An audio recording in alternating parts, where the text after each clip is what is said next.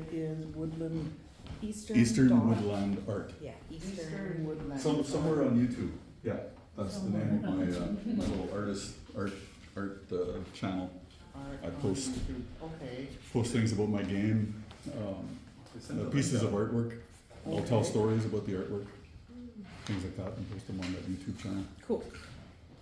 Okay, well, welcome back, everybody. Good to see you guys. How was any discussion from last week? Now that you know the most of you have had a chance to sort of digest or sit with those things. Any revelations? Any aha moments about from the creation story or? I just love the instructions. They're so awesome. The original instructions. The original Yeah. instructions. Yeah, and how they just work out the 7, Exactly. right? There are 7 of them, right? Those sacred numbers coming into play again. All right. So, any other? We'll probably touch on all of those anyway in the lesson that we're going to be going through tonight. So, what I want to do, I guess, in this situation, what I wanted to do was get everybody centered on our identity as Aanishinaabe or Aanishinaabe, plural form. One of the things that I always tried to instill in my students was a sense of pride about their history, about where they belonged, about the land that they came from, and things like that. So I would tell them these little stories. So the creation story, for example, right? We realize that we are beings of divine light, or that we are beings who were lowered from the light. Nisin is there. I have notes there. We'll talk about that later, about that other possible interpretation of the word Aanishinaabe.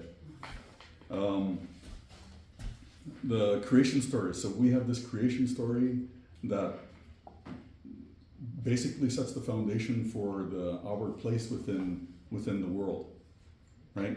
The fact that we are not in charge, we're not the boss. We are totally dependent on all of the other worlds that came before us in order for us to survive here, right? So that sets the standard. We are dependent and not dominant.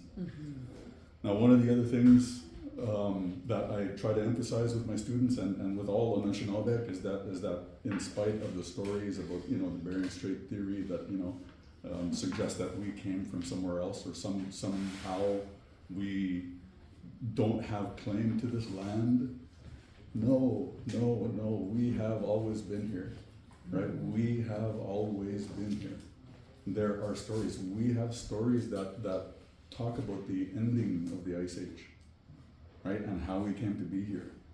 So for someone to suggest, and it may be true, I'm not suggesting that it's not true, this Bering Strait concept where Mongolians or Chinese chased mammoths or whatever over the Bering Strait and into North America. It's possible, but that doesn't explain the stories that precede our origin, or talk about our origin. That's the only thing. It's possible because of the mountains as a barrier in the past, that they've always been a barrier, that maybe some people did come over from China or wherever, Mongolia or Japan, and landed here, right? Followed the ocean, followed the islands along the ocean, and ended up here. Who knows what happened after that? But our stories and our and later supported by certain evidence, and I've got some of it here in the notes tonight, suggest that we have always been here, and that we actually came from the eastern part of this Turtle Island of North America. So, moving on to that. So our origin story. The origin story is different from the creation story, right? The creation story.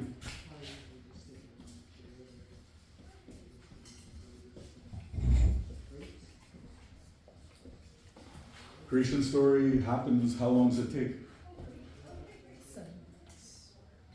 7 days? 4 days. 4 days, yes. 7 days in periods of time. the 4 days in the Christian, in the Bible, yeah. But here creation happens in 4 days. versus the 7 days, right? For the, We're more efficient. or creation doesn't really take 7 days, it takes 6 days, and then God takes the 7 days and rests, yeah. So even then, 6 days, and then using the 7th day to rest. So some people like to point out that in the Aanishinaabe creation story, creator is which gender? Female. And in the Bible story, God is. So the joke is,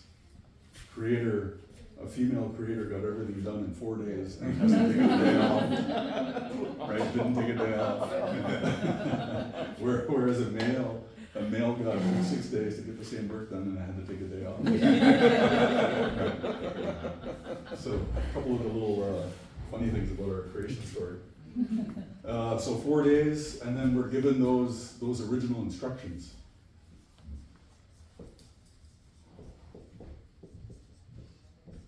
There are 2 to each of the 4 worlds. 2 to each of the first 3 worlds. There's the elements.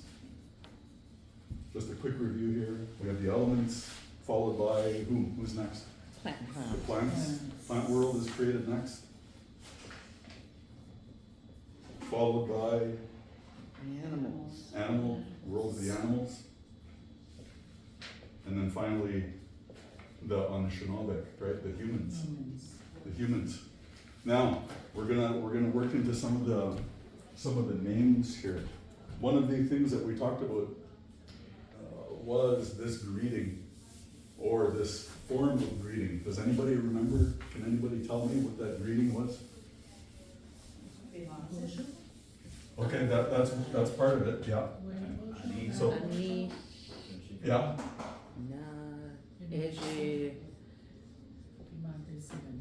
So Bimodzuin, yeah, we're gonna come back and visit that. I wanna write that down before I forget. Okay. Yeah, there you go. Anish. Na. E.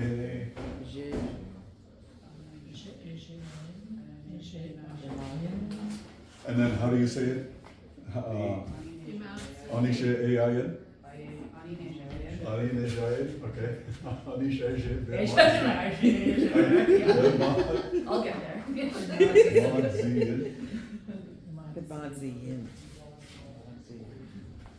Which roughly translates to how are you walking in a good way, or how are you walking along or moving along, and so we're gonna come back to this as well. So Aanishinaabe and Bimodzuin as well, because when we respond, we would say, oh, sort of like, if everything is going well, we would say Mino Bimodis.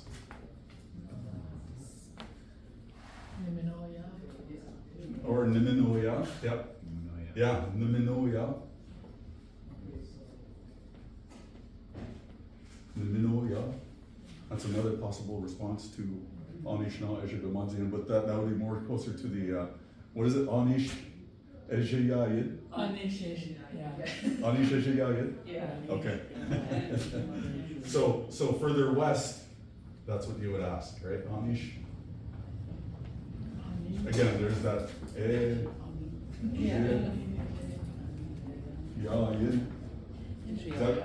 Is that right? Yeah. That seem okay? Yeah? Okay. So, if you're in Wiki, you're gonna say, well, you probably just say Aanishinaabe. But the full question is Anish Ejibamadzian. Are you walking? How are you walking? Are you walking in a good way? And further west, you would have this Anish Ejeyayid. So the difference is that the responses would be different. I would say, Mino Bimodzuin. Or Mino Bimodis. I'm doing well. I'm walking in a good way. That's cool. Minoya. Let's just say I am good. Right. This is like another one of those tense structures, a state of being, Yal, Alpish e Yat. You're identifying sort of like a location.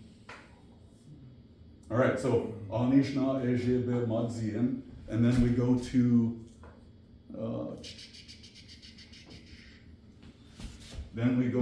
our response. Everybody got this? No? Okay.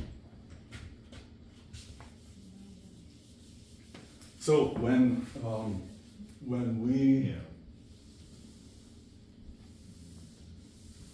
let's see, when we identify ourselves, we identify ourselves as Aanishinaabe. Yeah. Or some will identify using the clan system. We're gonna talk about that today.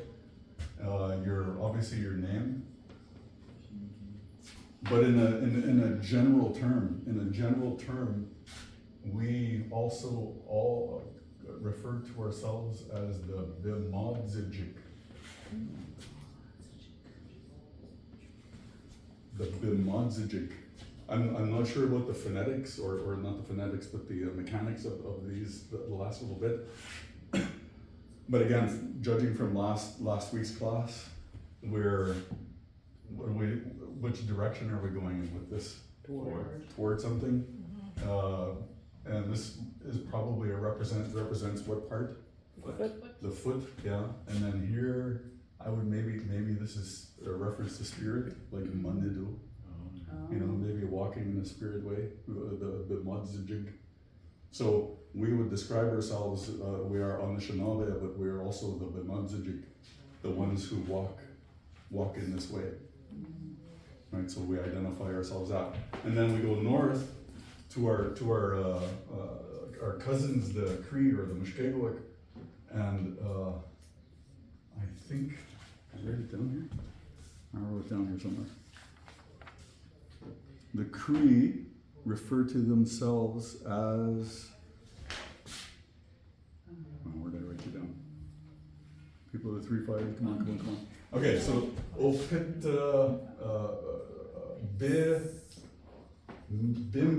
Bimisewak. That's how they say it. Walking, people walk. I've heard that. I never put it together though. Something. I'm not 100% sure about the spelling, but in the first part, but Bimisewak. Bimisewak. So what do you think is going on here now? Isn't that the They're verb walking for towards. many Yeah. people walking? Yeah. They're walking toward. I can't remember the first part of the phrase, but it's almost identical in the meaning as Bimadzijig. What's the Right. first part? Would that be, This one, I don't know. would it be like their heart, maybe? It's Cree. Yeah. It could be a It's word not Gaelic. completely. It could mean something entirely different than. Yeah, right. Oh, But we would because under- Sequans kind of people themselves. I- Okay. I'm not sure what. Again, even this spelling here, I'm not sure if that's correct. But I know that they refer to themselves as the ones who walk in a good way or walk Oh, gently. up to Pimsawak. That's also for Is it? Métis. That's a word for Métis as well. For Métis, yeah. Up to Pimsawak. Okay. Oh yeah. Yeah. Okay.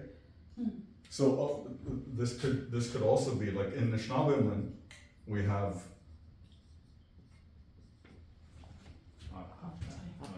Oh. huh? Yeah. Métis. Yeah. Then it would make sense. Yeah. Right. If I you're think it referring to means the half Métis. sons.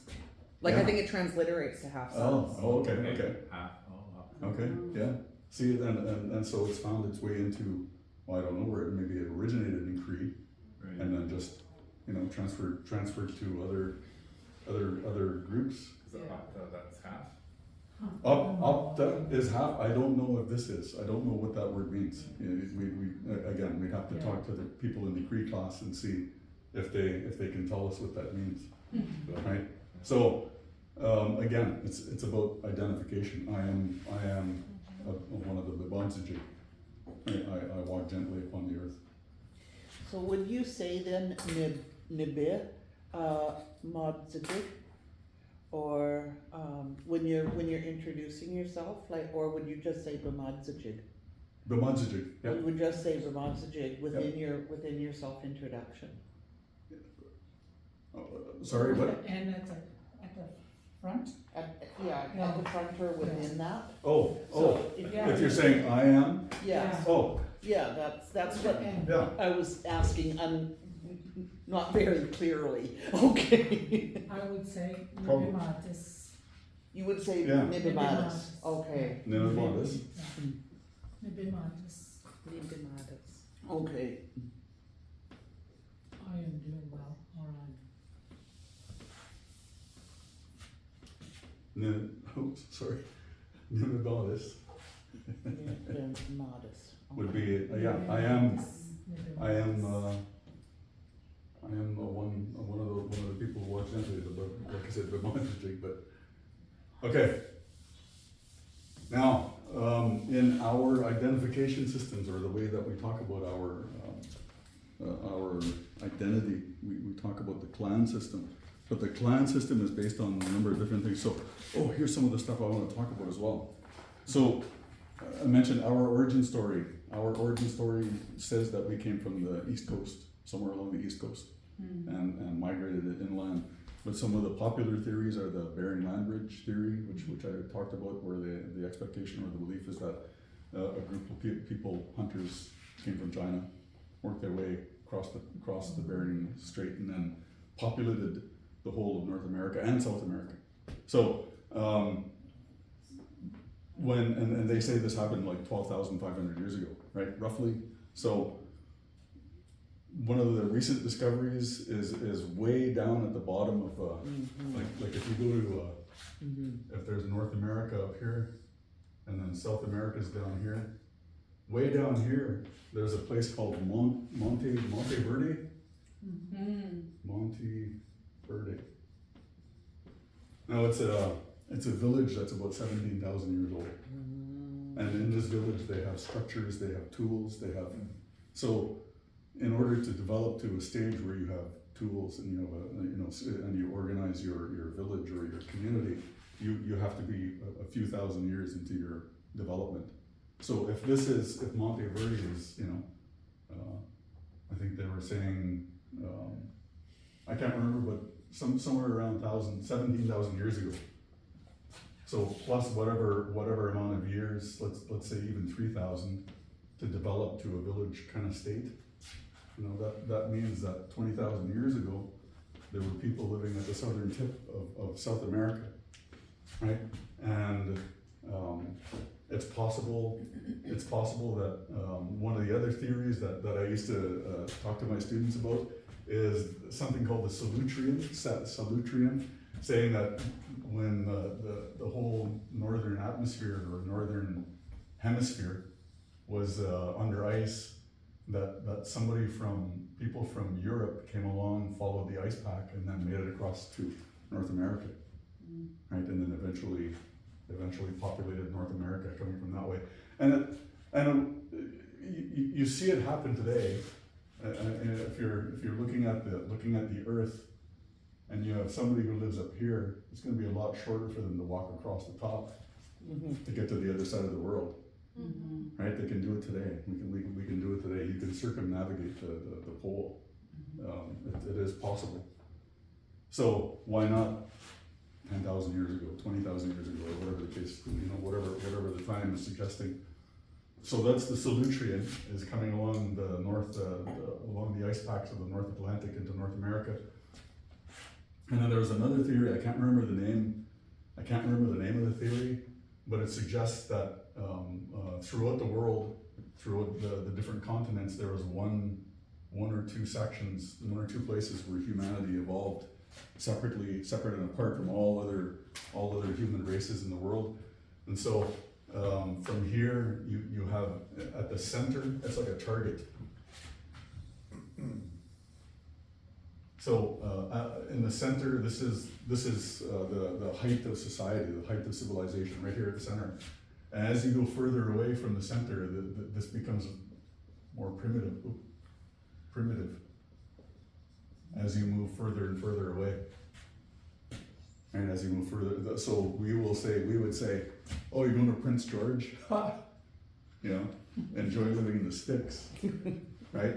People in Prince George will laugh at somebody from Vanderhoof. You going to Vanderhoof? Huh?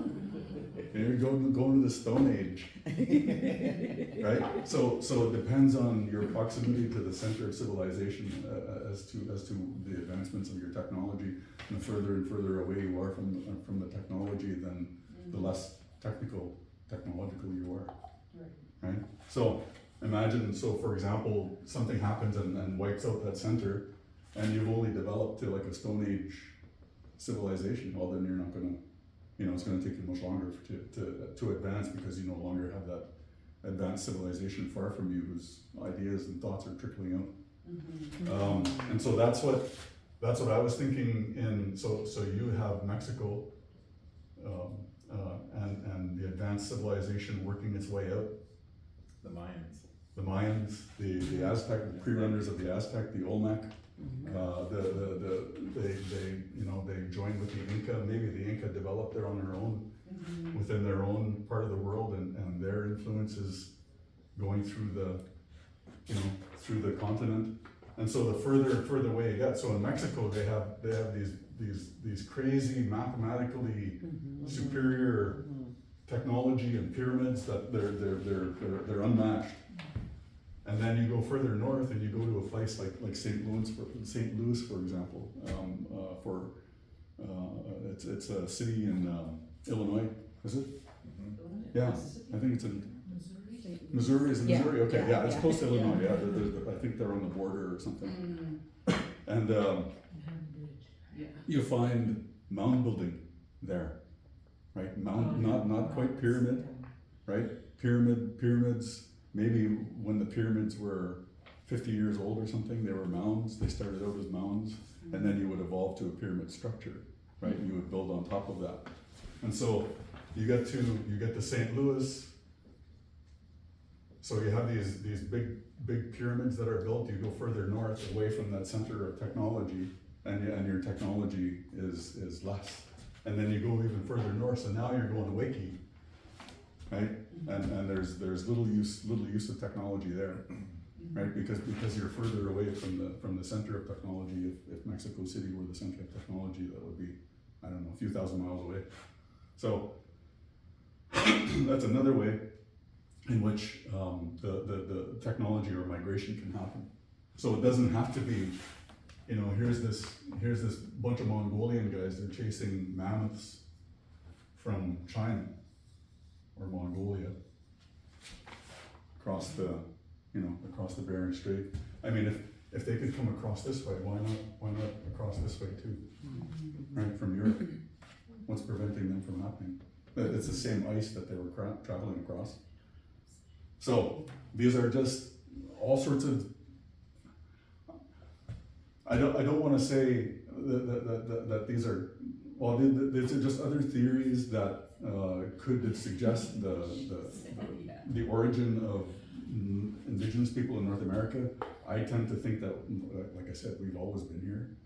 There's evidence that there has been civilization on these continents, dating back at least 17,000 years. Yeah. Right?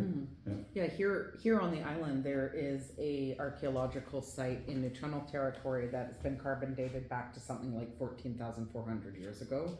And there's evidence that they were using the same pit style houses that they used up until colonization. Wow. So that's like a 14,000 year culture. A continuous culture. Yeah. So when people use the argument, we talk about land back, and when people use the argument, oh, you guys didn't even come from here, you came from somewhere else in the first place, too, right? Well, no. Maybe the people here on the West Coast, I don't know, but us Aanishinaabe, we were always here. We've always been here, right? Our connection to the land goes back to before the Ice Age. It's a cool show on APTN called 1491. Yeah. Yeah, and they talk about land bridge, yes, but then this, all of the civilizations that happened below, but then at some point when the ice sort of receded, it sort of connected two Yeah. cultures together. Yeah. And, Yeah. Opened up that corridor. And Yeah. also like Pacific Islanders too, like in South America, traveling from, Pacific Islands, Yeah, yeah. Hawaiian, the Polynesians, Yeah. making it across to, Mhm. yeah, yeah. There's So similarities. There's new theory that they were just talking about, very recent, about people traveling by boat rather than Yeah. by land mass. Yeah. And Yeah. I know that that's been spoken about Yeah. before, but some PhDs who have a lot at say are finally agreeing to it, so now it's actually a thing. Yeah. So it's recently actually a thing, whereas it's made a ton of sense that traveling by water makes way more sense than traveling by land. Yeah, Of course, I mean, that's how the Americas operated until the Europeans got here. Everything was water. Everything And was done by there's water, yeah. cultural similarities in the longhouse cultures in like the Philippines all the way up to here. So like there clearly was Yeah. something going on in the Yeah. Pacific there's some movement. that goes yeah. back way longer than archaeologists are willing to talk about at this Yeah. point. But it's the arrogance of early European settlers who thought Yeah. that they were the most highly advanced. Yeah, yeah, Today. yeah. And so they couldn't accept the fact that people were here first, long before. So let's see. Our stories begin at or even before the Ice Age. Our songs existed before the time of words. So I talk about how children, they just, or babies, they don't say anything. They don't speak like we would understand them. But they'll do the little baby talk, and they'll do the cooing and the things like that. And that form of communication existed long before words came along, right? Because while mothers, I guess, would know if their baby is hungry from the way they cry, or if there's something something else that needs to be looked after. And they remember, sorry for talking about Yeah. you when you were tiny, but Sophia used to talk about when she lived in the Red Castle. Oh, And, okay. and the Red Castle existed before she lived in this world and this time. Yeah. And her grandmothers lived there, so she talked about her grandmas, and she talked about the Red Castle, and then when she was about 3.5, she talked early. When she was about 3.5, I think that's when she was separated from where she had been before. But it was absolutely amazing, and I've heard that, not from every mother, but from some mothers who had children who were able to communicate that they had been somewhere previously Yeah. and that they had connections with their ancestors, and they had connections with some kind of space, and they had made some kind of choice. Mm-hmm. It was Yeah. actually Fascinating, right? mind bending. Yeah. Yes, that would be. Yeah. Yeah. So the origin story, we talked about the creation story. What we're working on in a roundabout kind of way is the origin story for the Aanishinaabe. And in our origin story, it says that we started on the East Coast, somewhere near the Shining Sea. And I've got this all written down here. The Anishinaabe migration theory or migration story talks about our origins from the Shining Sea, and then over the years our migration westward. So it starts with these beings, these 7 beings who emerged from the ocean, apparently. And out of those 7 beings, one of them was making people sick, or people were getting ill whenever this being was around. And so the other 6 asked the 7th one to leave, and it left, or he left. And so similar to our creation story, we have the Thunderbird eagle, the Thunderbird who represents the male energy, and the male energy being too intense for Aanishinaabe Kwe, and so he had to move further away and lives here in the mountains out in BC.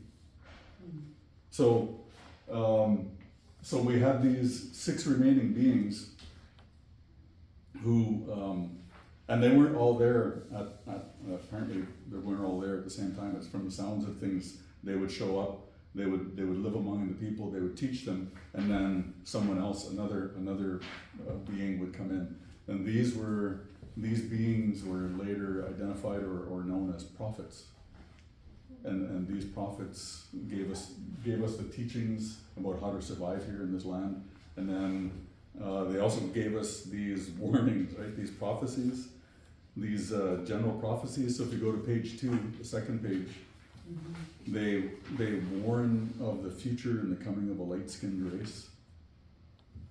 They also recommend at this point migrating inland, so moving from the shining sea.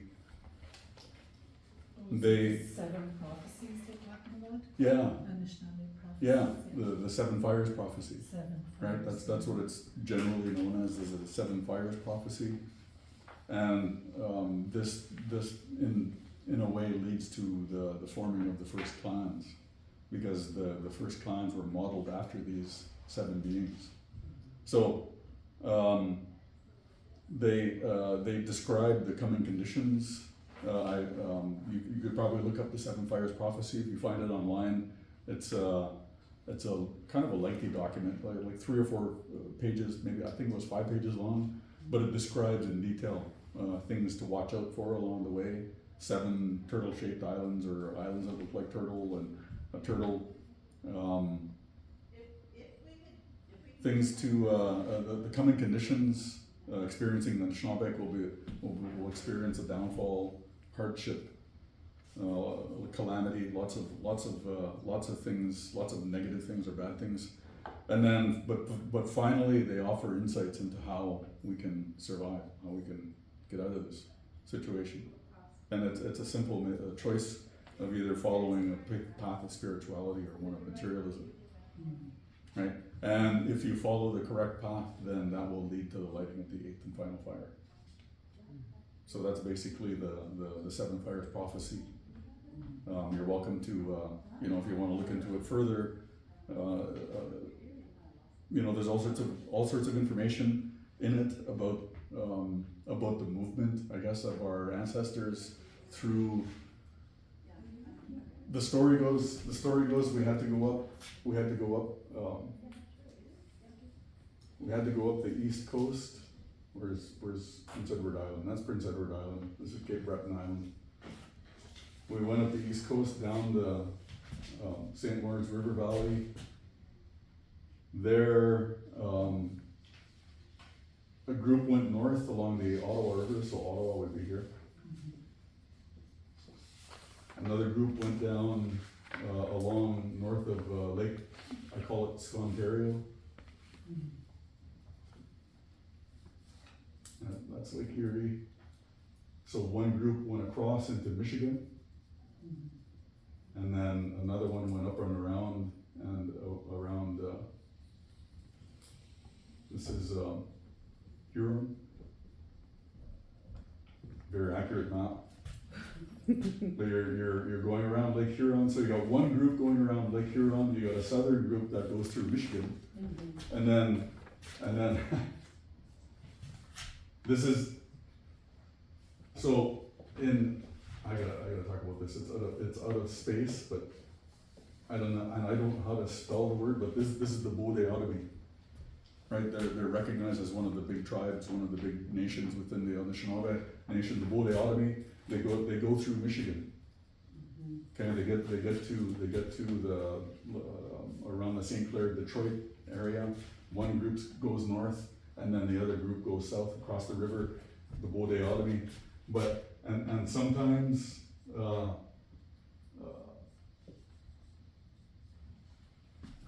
is it Bodwe means you're bored. So there's the Bodwe, and then the Bodhisattva are the fire keepers. But then there's the Bodwe. Bodwe, you're bored, or Some people describe the Baudouin Otomy as they're sitting on a stone and they're lonesome and they're forlorn, they're bored because they made the split here, and then half of the people went north, and then these guys went south, and then they became bored. They got lost because they lost their half of their people, and so they became bored, or they're forlorn or lonesome for the other people who have gone north around the lake. So these guys go around the lake, around Lake Huron, and then around Lake Superior, and the Baudouin Otomy go around south of Lake Michigan, all around Lake Michigan, and then they meet up at the end of Lake Superior, at the top of Lake Superior, and there they expand further west until you get to Winnipeg, Lake Winnipeg. Okay, so that's the migration story. Those are the different pathways that were followed for the people from the east coast, somewhere down on the east coast. We don't know where, up through Mi'kmaq territory. The Mi'kmaq are into the Aanishinaabe are considered as the older cousins. Sort of, I don't know what that means necessarily. Maybe that they were an older civilization than the Aanishinaabe, right? But having to ask permission of our older cousins so that we can pass through their lands as we made it down through the St. Lawrence River Valley. So what's the timeline for this great migration? Archaeologists, from what I've read, they're talking about 1,500 years ago. So not too long ago, I guess. Don't know though. I don't know. But the last. Like over many generations this happened, or like on a weekend road trip? Oh no, this would have been who knows, 1,000 years. Right? Okay. Could be 1,000 years. I Yeah. remember my uncle saying that, about us coming from the east, right? Cause, he wanted to travel back to find some history, so he traveled back to, Duluth. Yeah. Duluth, Michigan, right? Yep. Came that way. Yep. That's the way our family came from Duluth through Rainy River Okay. with, Chief Pegwis Yeah. and his band of 200, of us, I guess, 200 initials. survivors. Yeah. Yeah, Yeah. and then now we're into Manitoba and west, like Saskatchewan. Mm-hmm. Like Yeah. that, Yeah. So the migration continues, right? But we always trace our roots back to somewhere I don't know where on the east coast. And for a long time, people just thought, okay, this is just speculation, right? Oh, this is just legend, right? These are mythology built into the mythology of the Anishinaabe. And then later, what you do is you go to these linguistic maps, and you look at the brown, or whatever. What color is it? Yellow. Greenish. Greenish, Yeah. yellow, greenish, showing the where is it? Right down here, right around, what is that? New York, Washington, in the Chesapeake Bay, in that area, And Pennsylvania. right? Yeah, and then the migration looks like, according to plan, goes northward along the eastern seaboard, Yeah. and then through the maritime provinces, down the St. Lawrence Valley, right, up through the Great Lakes, around the Great Lakes, south of the Great Lakes, and into St. Louis, as far south as St. Louis, right, and then north and west beyond Lake Winnipeg, all the way to what appeared to be the mountains on the other side of the mountains. There's like in the Midwest of the United States, there's like a chunk of. Yeah, there's a pocket there. Yeah. We were speculating that it was probably from the 1830s when. Oh, when the U.S. or. Yeah, Andrew Jackson was kicking all the Right. So that's probably a bunch of That's Oklahoma, right? that would be. I think so. yeah. If you so Trail of Tears. Yeah. I was in Oklahoma a couple of years ago, and honestly, I felt more at home there Yeah.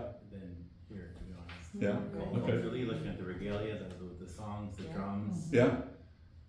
Yeah, I guess there would be a lot of similarities, yeah, for sure. Yeah, a lot of different mishmash of. Well, Oklahoma was just like, you know, they squeezed everybody in there, yeah. So you're gonna have a whole mix of different languages, different backgrounds. Oh, yeah, they were Yeah. saying, and then I was mentioning that to somebody I was with, and they said, and a lot of our regalia is inspired by Aanishinaabe culture, and there's a lot of Oh, wow. folks around. Yeah. So, Oh, that's cool, yeah. Really cool, yeah. So here's like, I'm a science guy, and here's where, in my mind, the science backs up our stories. Right, our migration stories, the story, so when I talk about the origin, well, I'm pretty sure that we started out here somewhere and did as exactly as the migration patterns would show, because the language dispersion confirms that or validates that, right? That's one way of confirming that movement or migration. One of the communities heading west, I think is, near Rocky Mountain House in Alberta. There's an Anishinaabe community there Oh yeah, called Uchis. oh geez, yeah, Yeah, and there was an elder, his name was Peter Uchis. Yes. And he was like 114 years old wow, Holy. when he passed. And his partner, when he passed, took him and buried him on unceded land, cause that's all he knew. But he taught a lot of our elders yeah, Peter O'Cheese, he's, all the ceremonies and Yeah. stuff like that, and my dad and Yeah. the elders Wow. from my community learned from him, wow, and he yeah, came, cause his roots, I think, were around Black River, Manitoba, which is just like 30 minutes from my community. Yeah. I think we have relatives there as well. So he trained a lot of our old men yeah, now yeah, pass along that knowledge. that knowledge, yeah. Yeah, Wow. I never got a chance to meet him, but No, He I've was heard, around. like growing up in Wiki, I would often hear a lot of things about him, like in the 70s, and the 80s, about Peter Mhm. O'Cheese. he just died like in a 2000 something. Yeah, recently, Yeah, relatively speaking, yeah. 2014 or something Yeah. like that. Yeah, no, I heard a lot of good things about him. So, now, here we are, we've placed ourselves, right, roughly around the Great Lakes region, starting, the land that we,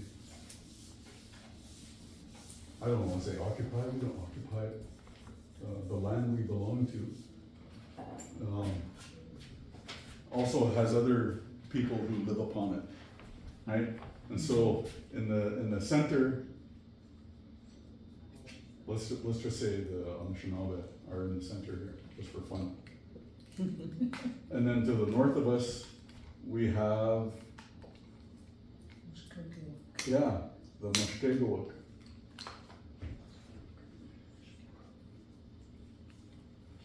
the swamps, the creeks. Yeah.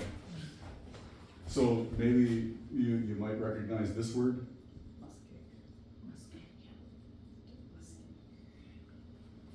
that's one of those words, those Anishinaabe words that have made it into the English lexicon. Mhm. So muskeg is commonly known as swampland. My mom used to call my daughter, Mushkegowuk, Mushkegowuk. because her dad was Cree. Oh yeah, Mushkegowuk, yeah. And that's a tea too, right? Like Labrador tea? Muskego? That could be, yeah. I think Maybe. so, yeah. And then to the east of us, Long we have the Wabanaki People of the dawn. and that the people of the Dawn land, yeah.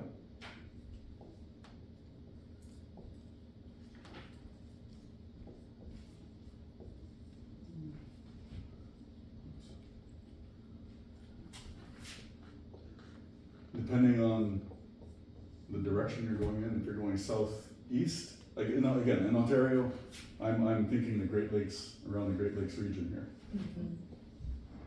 So if you go this way, then this is where you run into the Haudenosaunee Now, I don't know how to spell it, I'm only spelling it according to what I see online, with the Haudenosaunee, and these guys are more famously known as the Mohawks. Mohawks, plus there's 6 nations within, like 5 more nations. We gave them, the Aanishinaabe would refer to the Haudenosaunee as the Naudowed, Right. which means something about like crawling on your belly or, Oh, yeah, the Oh, belly. 'cause they were crawling. yeah. Right. Um, so these were, it was kind of like a derogatory name, because we used to fight with each other, Yeah. and so we would call them, this is what we would call our enemies. Then over here, in addition to all these other tribes within the Anishinaabe Nation, but beyond that, we had the so just like here, we have the Wabanaki, this is the east, right, our word for east. We had the Jawano, then what? Is that the south? Showing the south? Yeah, or some will take that name now The Shawnee. Shawnee. and call them the Shawnee. The Jawano, Or the Jawano, south, maybe. the men of the south. Yeah, that's all it was, the people of the south.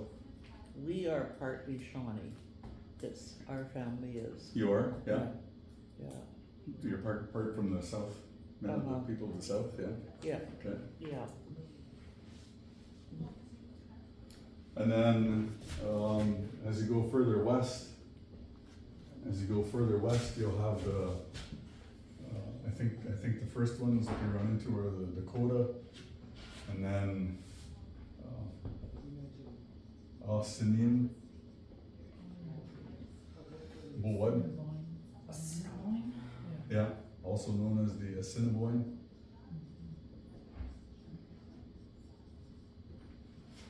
And I was told that this is in reference to how they used to prepare their food, or they would take stones, put them in the fire, heat up the stones or the rocks, and then put them in the pot, and transfer the heat like that. Assiniboine, so the stone boilers. So, would the Hurons have been? Oh, well, we're gonna do that next. Oh, okay. We're talking about generally speaking. Yeah. So we've got the east coast kind of in this area, and then there's the Great Lakes region, and then we're gonna move further west. Okay. There's Lake Winnipeg, for example. But we're gonna talk about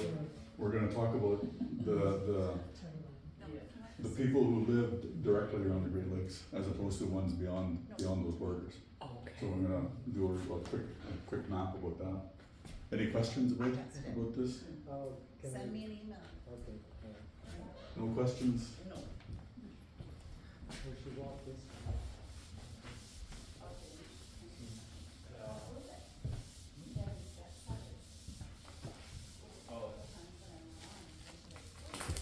All right.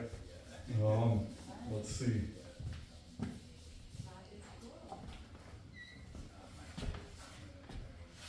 Okay, so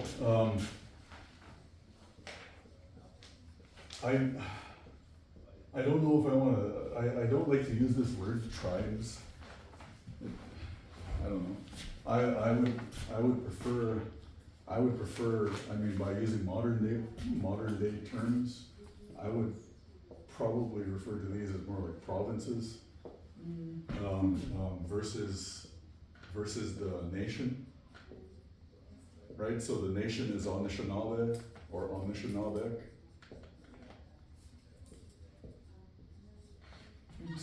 Like Canada is the nation, and within the nation there are 10 provinces, right? So the same idea kind of goes over with thinking of us as being one nation, and then within that nation are a bunch of smaller groups, provinces. I don't, like I said, I don't wanna call them tribes. So, You wouldn't call them nations, call it what? their own nation? We could refer to them as their own nation, yeah. Yeah. Well, with understanding that oh no, I've got some there, thank you. Sure, why not? Right, why not? So this is, how does it go? Like this?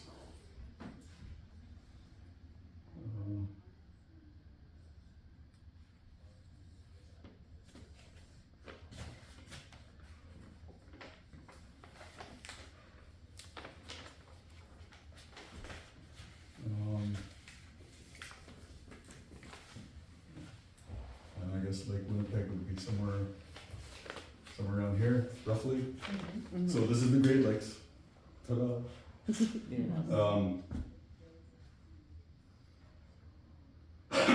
Now, depending on where you're from, in what part of the province you're in, you have these guys, the Odeawa, who live mostly above Lake Huron. Even this little island that I'm from this little island over here called Manitoulin. It used to be called Odawa Minising, right? The island of the Odawas. Yeah, that used to be one of the titles, besides the Minising, great or Spirit Island. Yeah, and then over here we have the capital city of Canada, and then there's a river that runs down, and then beyond that into Quebec, that's where you have the Abenaki, who are people who are the Wabanaki from earlier, who are now referred to as the Abenaki, live on the other side of the river, the Ottawa River. So that represents the I guess the modern eastern border of the Aanishinaabe nation, Aanishinaabe land. And then as you work your way westward, we have a number of different smaller groups here. So in between, let's say Sudbury and Ottawa, we have this group called the Nivisi. Okay, so there's Odeawa, and then Nivisi. South of the Nibising, you have the Scugog. You might recognize some of those names. Yeah. From around your, Rama or in that area, Southern Ontario. Scugog. From Scugog. Right? Scugog. We were born in Scugog. You have in Michigan, you have the Bode Aldemy.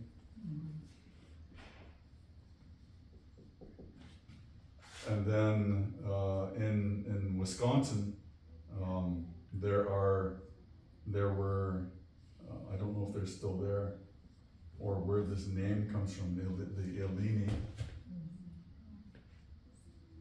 There were also a group called the Miami. Yeah, I know. So is Eleni where Illinois comes from? Yeah, Okay. that's a French spelling, Oh, right? okay. Illinois. Yeah. Miami. I don't know if that's the namesake of the city in Florida, Yeah. right? But apparently this is one of the tribes of the Aanishinaabe, or the Miami. And then this is another big tribe.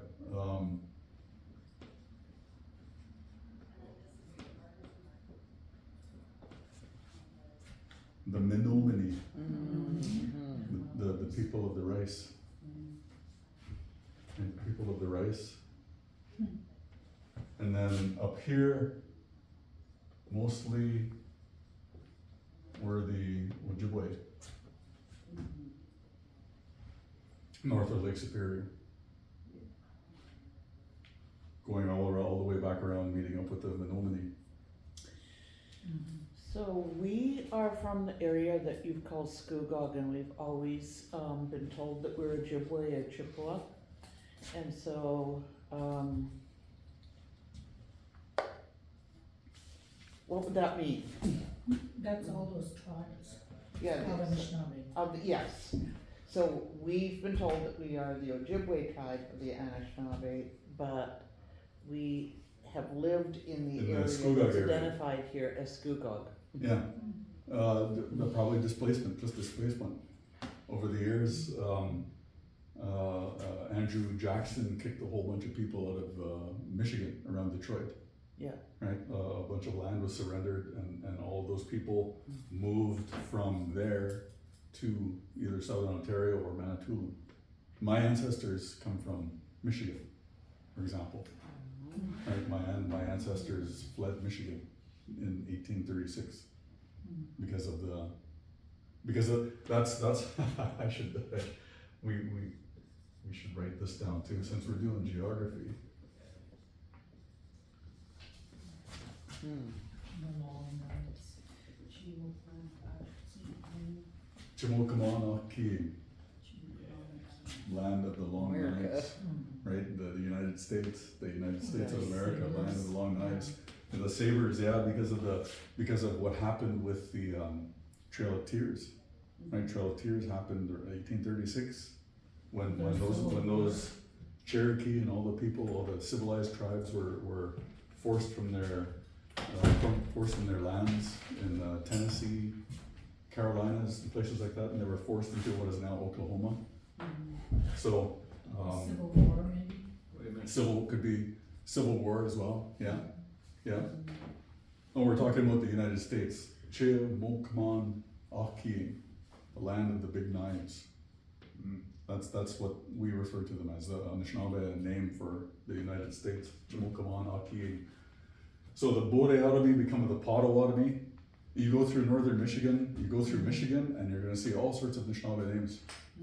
Right, I mean, the anglicization of Anishinaabe names, but there's all sorts of them.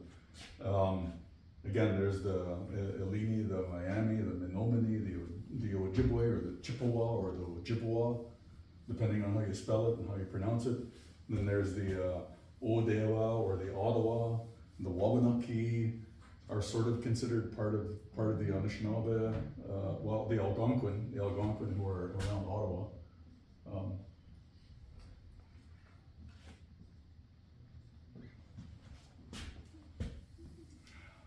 I think at last count there were like 10 different tribes, the T word, that were within the Anishinaabe nation, all connected through a similar language, culture, belief systems, right? All connected to the land, right? All of us citing our origin, not just from from this migration. And with these original clans, but also the fact that we are beings who were lowered from the light, right? Lowered from the light, or we are of divine light. Right? Aanishinaabe, and so that I don't know. It just. For me, when you're getting ready, you're getting ready, you're gonna tie yourself down, whatever. You're winding up and you're securing yourself to a position, right? This is what this does. When we say we've always been here, well, look at all the evidence. Look at all of the evidence, right? That suggests that we have always been here, right? For someone to say, oh, you came from somewhere else, or your people started out somewhere else and moved here. No, sorry, we've always been here. We've always been here. All right, any questions? Just a big picture. Yeah. People of the Three Fires. So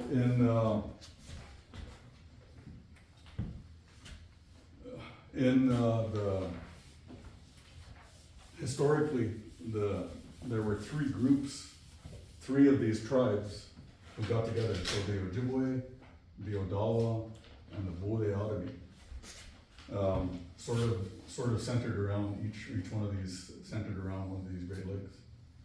kind of. And, we called ourselves the Three Fires. And you'll hear this in some political context, Three Fires Confederacy. Mhm.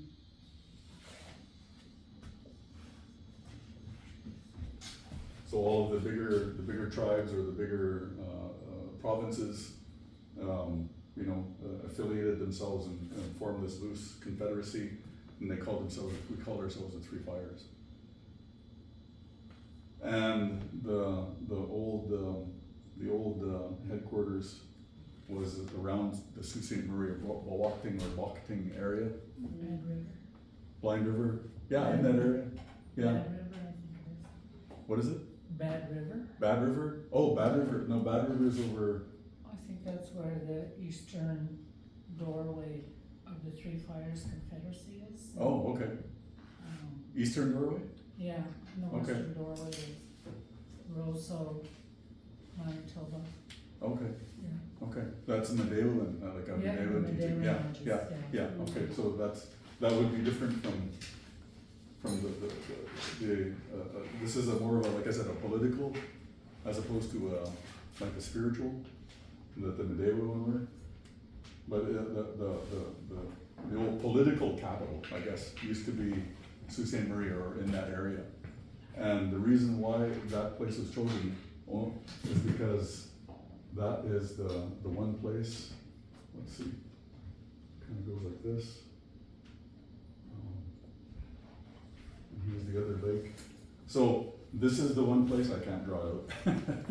This is the one place where three the three Great Lakes, they all, that's their confluence, right? Sault Ste. Marie. Yeah. Bawakting, depending on which dialect. And in order to balance, it was intended as a balancing act. So you're going to take three fires and you're going to put them where these three waters meet, right? Because you've got Superior, Lake Michigan, and Lake Huron all meeting in that one space where the three fires also meet. So there was some concept or some balancing act in thinking about where to establish the like an Aanishinaabe, a capital, if there was one. Mm. Right, that would have been in that area. And I think that's it. I think that's it, yeah. Any other questions? Like I said, the first couple of classes are intended to ground you, to get you to think about what it means to be Aanishinaabe, right? Not only the divine connection, but also the connection to the land, the deep connections to the land, right? The fact that we have always been here, right? We were brought here, we were placed here. Many of our stories precede the Ice Age.